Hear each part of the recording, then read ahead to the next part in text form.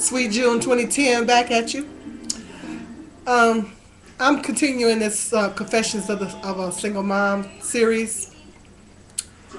Not trying to be the dead horse, but I just want to get the point across to these young ladies coming up. I really, really, really want to stress the point. I mean, I'm not trying to be the dead horse, but I really, really try to stress the point. The importance of waiting until marriage to have children, to even have sex. Uh, I'm just trying to stress the importance because, like I said, I'm trying to keep some of you young ladies from making the same mistake that I made and a lot of women made. And like I said, I'm here to tell you that single mother is no paradise. Being a single mother is no paradise. It's no picnic, nothing glamorous about it. It is hard. It actually is murder. It really is. Hard ain't the word. Hard really ain't the word. It's murder. I'm here to tell you. There's nothing fun about it. Nothing cute about it. It's not, I don't know, some of these young ladies, I don't know where they get the idea of thinking that having a baby is the thing to do. Governments all over the country are making all kind of cuts. I know here in Michigan, it's a big controversy because they're cutting people off of welfare after 3 years. After 3 years, they're cutting people off of welfare. That means that once you use those 3 years up, you can't get it no more. Cash assistance. You can still get food stamps, but you can't get cash assistance. Yes. That's what they're doing here in Michigan. I don't know what they're doing in all the other 49 states, but I know that's what they're doing here in Michigan. It was a big controversy surrounding that. I'm not really going to get into discussion of politics, but I'm just letting you know. And I think a lot of states are going to be following Michigan's lead. I think some states are already doing that. So, and I knew that was going to happen. You can't rely on the system because there was a lot of women out here that was they was using it as a hustle. That was their hustle. They would lay up and they would have all these kids, and between the child support payments and the welfare payments, they was cool. They could sit back and chill. Well, the state said the state is now saying enough. They're not going to allow people to live off of it anymore. They're not going to allow women to have child after child after child and sit up on the system. And that's where they're drawing the line. So see, that's another thing, ladies. I mean, I know that would, if I'm a young lady coming up, that would scare the heck out of me. I mean, I knew that this was coming. I knew that you can't rely on the system. Because when you look up and the system is not there, what you gonna do? And you got 3, 4, and 5 kids to support. Because in a lot of cases, women are having those many kids.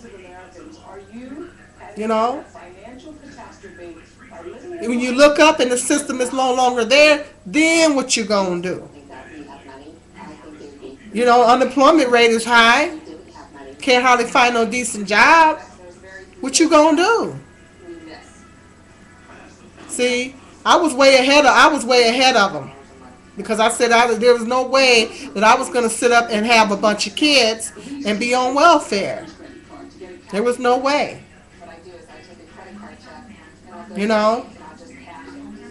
After my youngest son was born, I had my tubes tied. I said, not giving another man the opportunity to do this to me again. I'm not going to put myself in a position to get in this situation again. And then after a few years after that, I went on and went that extra mile and quit having sex outside of marriage altogether. How about that?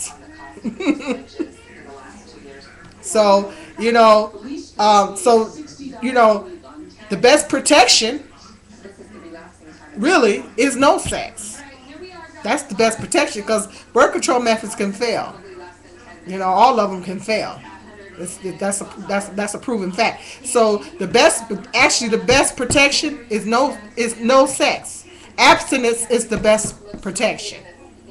It's the best protection against diseases. It's the best protection against unplanned pregnancy. And I'm here to let you know, ladies, right now, that it's going to be even more difficult for these young ladies in Michigan. I know the county that I'm in has the highest teen rate, I think, in the state. So these young ladies coming up now in my county, because of that Michigan, law they passed, what they gonna do? What they gonna do? They're gonna have to get out here and work. They have to get out here and work. They're gonna have to provide housing, and some of them don't even have a high school diploma. It's gonna be a sad situation for a lot of them. And the economy is really, really bad, and the high schools, I think, need to start teaching, teaching these people, these young people, putting a lot of emphasis on the state of the economy and all this, and along with sex education and all this type of stuff. They need to include all that in there, because a lot of them have a false sense of reality. Thinking that, I can have a baby and get on welfare, but it ain't gonna go down like that in Michigan. You ain't gonna be able to have a baby and get on welfare here, because they're cutting you off after 3 years, and I knew that was coming. So now you have to go out and you have to work. You have to work. You have to worry about paying the rent, making the rent. You have to worry about paying the bills. You have to worry about providing the food. You can still qualify for food stamps, but then that's a big hassle, because you gotta go. That's a process. They're always in your business. That's a mess right there. Section 8, that's a process too. I was on Section 8 at one time. I had to wait 1.5 years to get on it. That's a process too. You get on the waiting list for Section 8. Well, that could be up to 1 or more years wait. There's a lot of people on the list. Then what you gonna do? What you gonna do in the meantime? You got to provide housing for the child. The child can't wait 1 or 2 years to get housing. You can't depend on your parents. The parents, in most cases, are already struggling. You can't depend on them, especially once you become 18. You're an adult. They didn't lay there and make the baby. You did. Then what you gonna do? You gotta provide a roof for this child. Pay out any utilities. Provide food, provide clothes, and babies grow fast. Kids grow fast. See, I say they grow every 5 minutes. They grow fast. My son is 11 years old, and he's in men's sizes. Yes. He's wearing men's clothes. When I go shopping for him, it ain't no looking in no little boys section. He said, I got to go to the men's section to buy his clothes. And that includes the shoes. He's in a men's shoe, and he's in men's clothes, because he's kind of big for his age. Yeah, it ain't no little boys section no more. I got to go to the men's section and shop for him. So that means his clothes are more expensive. Yes, it's a struggle. You got to buy clothes, you got to provide food, shelter, utilities, basic necessities for your personal needs, and basic necessities for your house. All that. You got to provide all that. Laundry, washing clothes, All that stuff you have to factor all those things in. Transportation costs. You know, you got to decide if you're gonna have a car. If you live in a town like mine, where I live, it's a fairly small town, you gonna need you a car because it's not the mass transit. You know, it's not the mass transit that they have in the larger cities. You know, so you gotta figure that out depending on where you live. You gotta decide if you're gonna drive or you're gonna take advantage of the mass transit system. You know, buses, trains, or depending on what city you living in. I know where I live, you need a car. You know, because everything is so spread out. So you got to worry about transportation costs. If you decide to drive a car, you have to pay car insurance. You gotta, if you have a car payment, you gotta pay that. And me, I don't drive a new car. I drive a hoopty because I can't afford car payment. You know, but then there's still the insurance. You gotta pay car insurance, upkeep, maintenance of the car. If the car breaks down, you gotta fix it. You know, how you gonna come up with the money to do that? You know, so I mean. These are all the things that you have to think of, ladies. These are all the things that you have to think about when you're a single parent. There's no man around to help you make these decisions. You don't have a man around to say, okay, honey, this is how we gonna do it. No, if you're a single parent and there ain't no man in sight. I mean, not a man in sight.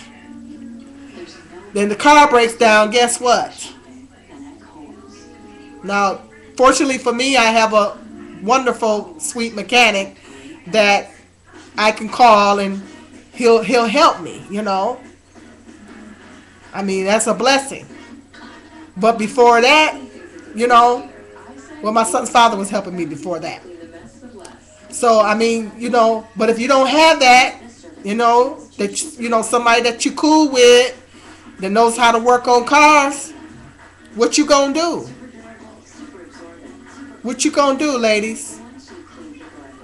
That's what you have to think about. You have to think about, it's all kinds of stuff. Medical care, making sure the children got insurance, making sure that you have insurance, and a lot of times you may not have it. I know in my state they make sure the kids in Michigan, they make sure the children have the health insurance. But I don't know about you. Your kids can get it, but oh well, you gonna have to do the best you can. If you're working, you got a job. You're low income. They make sure the kids. I gotta give it to them. They make sure in the state of Michigan, they make sure the kids have the insurance. But you is another story. Okay, stay tuned. Confessions of a Single Mother is gonna continue because I'm gonna let you ladies know. I'm gonna give you a reality check. I'm gonna give you a serious reality check, and I'm gonna let you know how it really is. I'm not sugarcoating nothing on here. I'm gonna let you know how it really goes down when you're a single parent. All right, Sweet June 2010.